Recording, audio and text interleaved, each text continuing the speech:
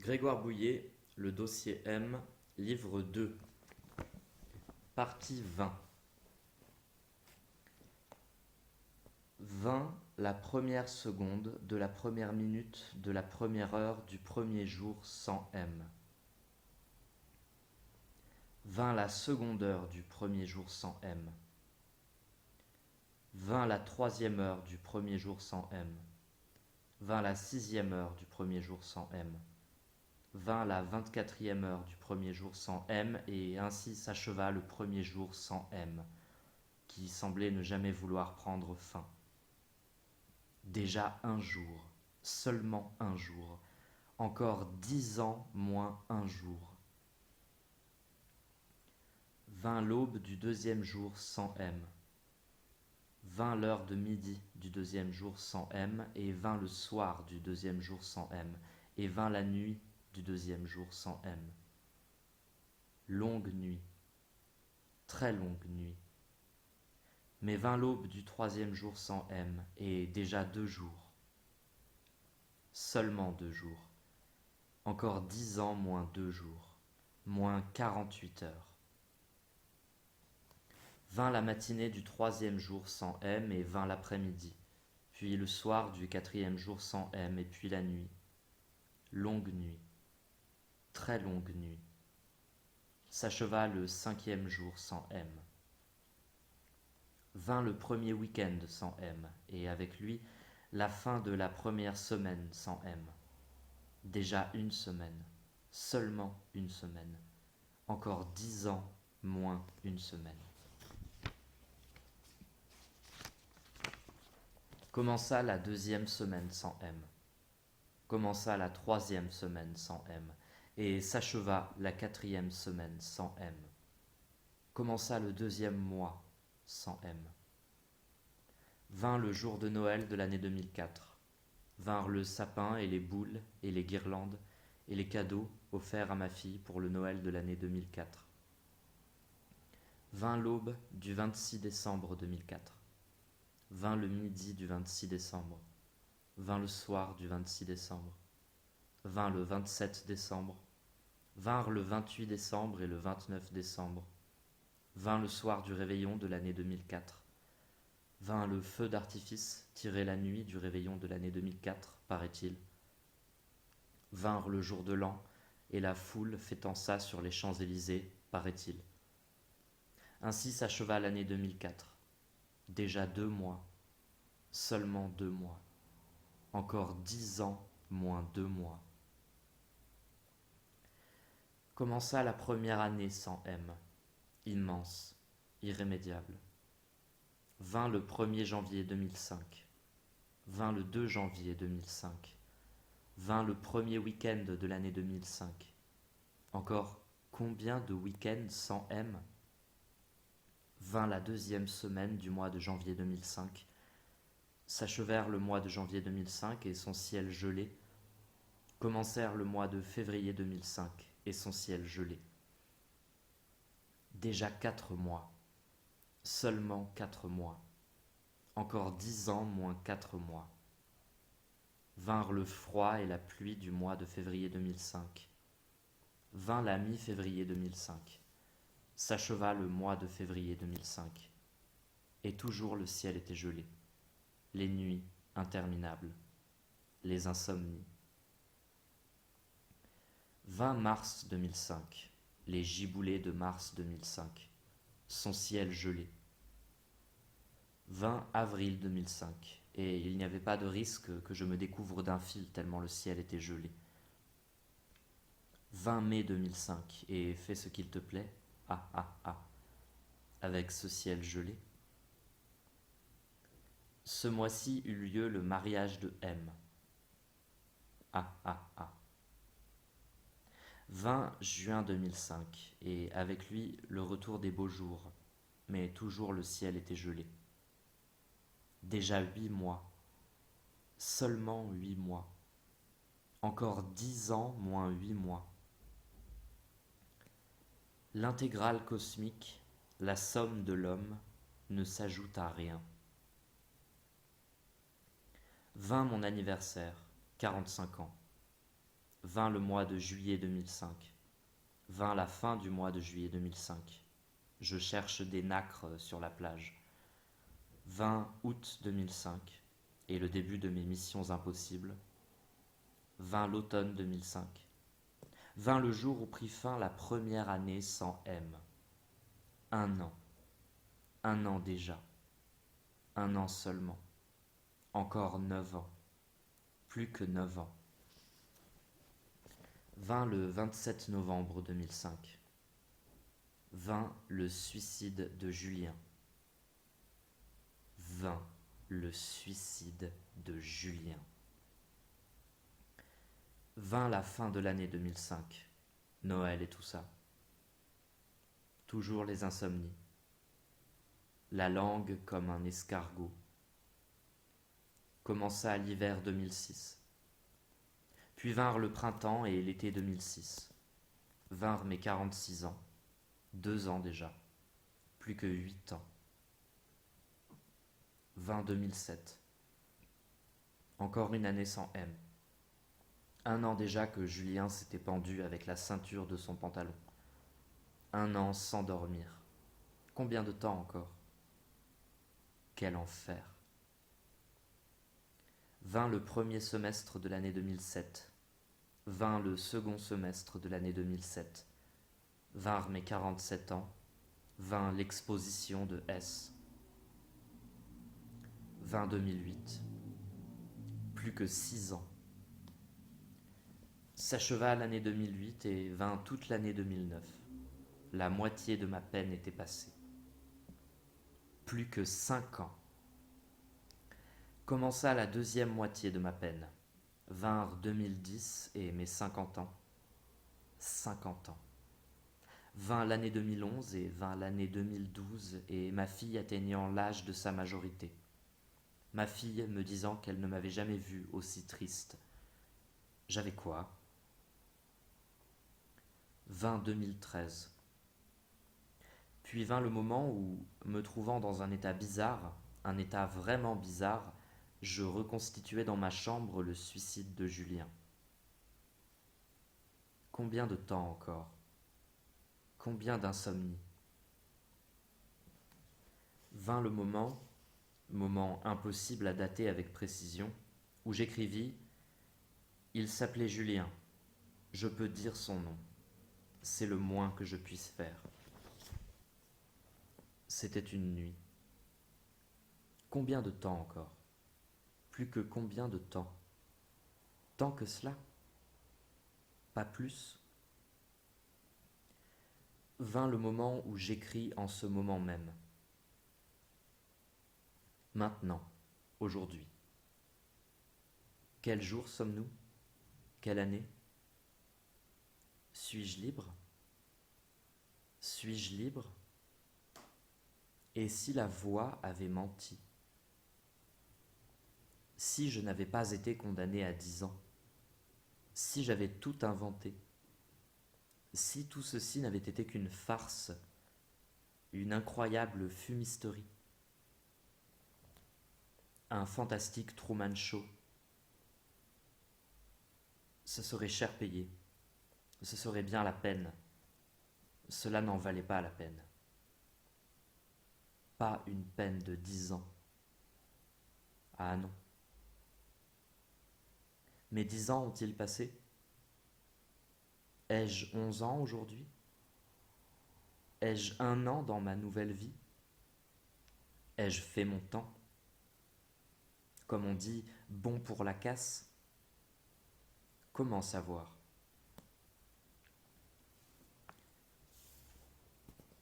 Passé, présent ou avenir, hiver, vous n'êtes qu'un vilain. Charles d'Orléans. Tu t'en vas sans moi, ma vie. Le peu que je veux, jamais tu ne l'apportes, à cause de ce peu qui manque que jamais tu n'apportes. Henri Michaud. Aime comme peu.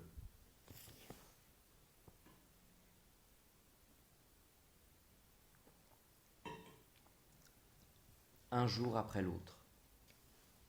Un manque, toujours le même. un peu devenu un trop, 10 années durant. Dit comme cela, comme une litanie, cela ne donne pas envie. Ni dans la vie, ni sur la page, j'allais dire la plage. Je le confirme.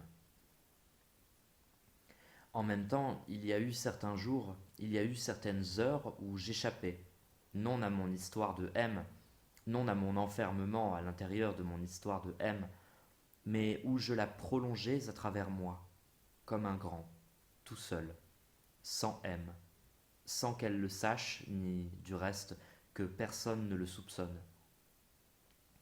Ou plutôt dans mon histoire de M se prolongeait à travers moi, de son propre élan, sur sa lancée, mon histoire de M.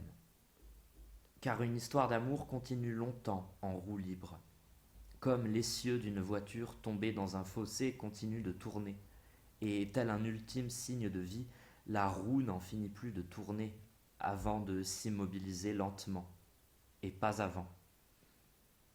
Pas avant qu'elle n'ait épuisé toute sa force d'inertie et brûlé tout notre carburant, éviscéré tout notre être, telles des étoiles qui finissent par s'effondrer sur elles-mêmes. D'ici là, nous vivons des heures et des jours et des semaines et des mois et des années et nous ne faisons que feindre de vivre. Nous passons le temps. Nous faisons notre temps, comme on dit. Lorsque je serai sorti de cette histoire de M, que j'aurai fait ma peine, comme on dit faire la pluie ou le beau temps, comme on dit faire l'amour, faire la gueule ou faire au cabinet. Quand, au juste? Je ne sais pas. Ce n'est pas moi qui décide. Ce serait trop beau.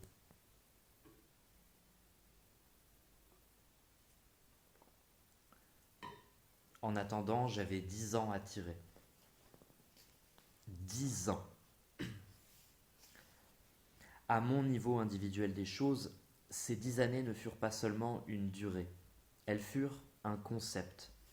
Elles furent une vie que je ne me reconnaissais plus.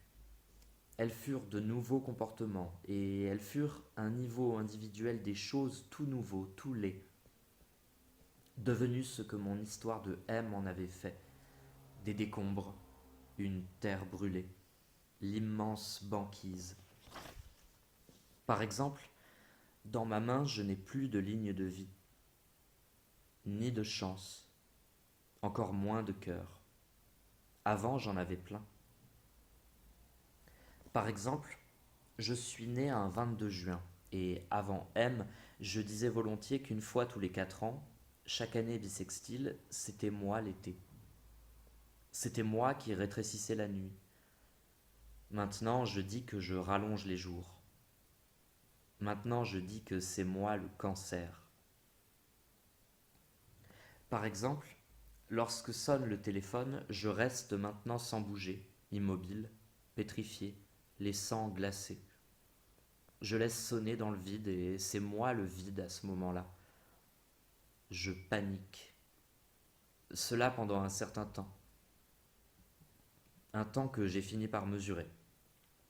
Tout se passe comme si je laissais sonner 10 fois avant d'oser décrocher si le téléphone sonne encore. Comme s'il m'était psychiquement et physiquement impossible de décrocher tant qu'il ne s'est pas écoulé 10 sonneries exactement. En tout cas, ce n'est qu'une fois compté 10 que je reviens, comme qui dirait, à la réalité. Ce que ma réalité est devenue. Impossible de faire autrement. Je procrastine à la puissance 10. Sachant que je n'ai pas conscience de compter jusqu'à 10. C'est un tic que j'ai pris. C'est un toc dont je ne peux plus me départir. C'est une angoisse qui ne me quitte plus. Une terreur. Parce que ces 10 sonneries contiennent toute mon histoire de M. Elles en sont la mémoire, les étapes pas à pas, les chapitres menant à la défaite, au gouffre, au néant ouvert en moi, à la peine que j'ai prise. Elles sont tous les couloirs de la prison qu'il me faut intérieurement traverser avant d'accéder au parloir et de décrocher le téléphone pour enfin parler à la personne venue me visiter en tôle. À croire que tout ce qui se trouve désormais distant de moi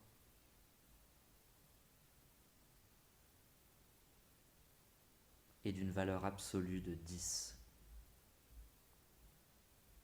ce qui ne facilite pas la vie. Cela me coupe du monde et des autres et de tout. Quelle que soit l'urgence de la situation, je dois compter 10 et s'il s'agit de secondes, il s'agit de 10 secondes rouge vif, jaune sang, noir crapaud. Il s'agit de 10 secondes durant lesquelles mon cœur cesse de battre. Mon être se fige. Je tombe en apnée. Je réagissais bien plus vite avant M. Je réagissais au quart de tour. J'étais vif comme l'éclair. Plus maintenant. Depuis M, mon temps de réaction est de 10 secondes exactement, ce qui n'est pas un très bon temps de réaction. Ce qui est un très mauvais temps de réaction. Heureusement que je ne cours pas le 100 mètres. Je sortirai des starting blocks au moment où les autres auraient déjà franchi la ligne d'arrivée. J'ai également remarqué ceci. Je n'arrive pas au boulot avant 10 heures du matin. Entre deux rendez-vous, je laisse s'écouler une dizaine de jours, etc. Tout me prend un temps n plus 10. C'est systématique. C'est plus fort que moi.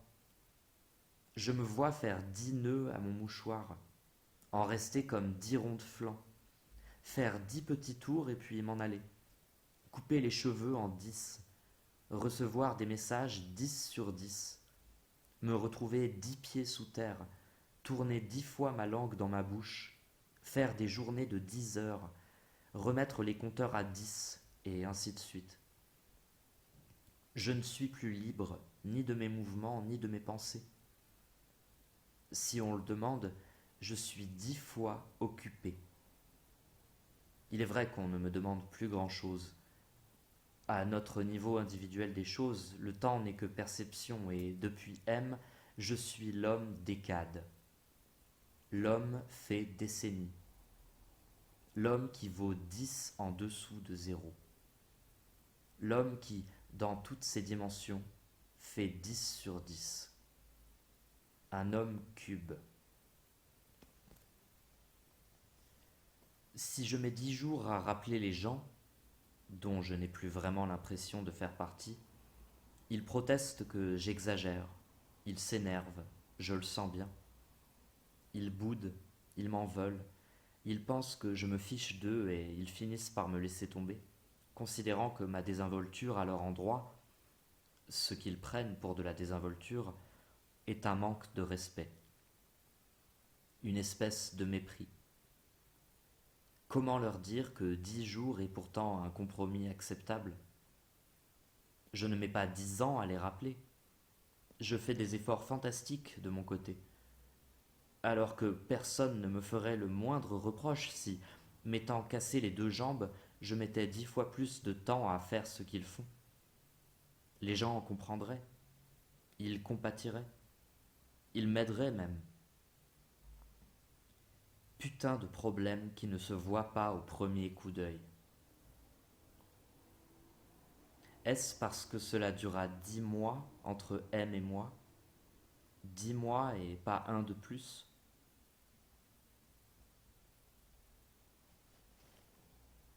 Dis-moi que je rêve.